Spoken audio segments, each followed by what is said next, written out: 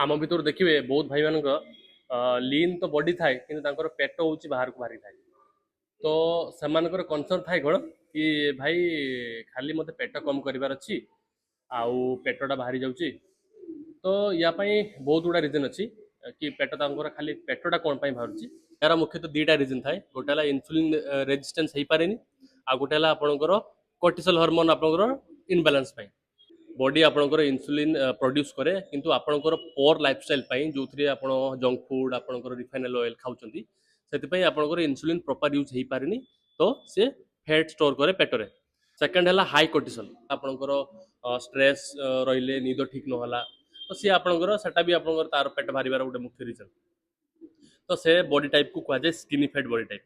तो आपन को तार सॉल्यूशन कौन दरकार तार उपाय कौन ताकू कम कर उपाय कौन जदि आप भावुवे कि मु खाली केवल पेट कम करदेवी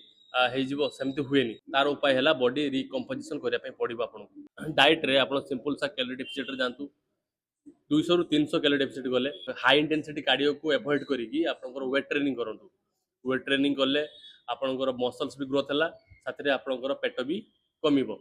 किंतु जदि आप केवल कार्डियो को फोकस करेंगे वेट ट्रेनिंग न करेंगे ताले पेट कम हम ना जहाँ आपनकर मसल भी लॉस हम पेट जमती सेमती ही रहिबो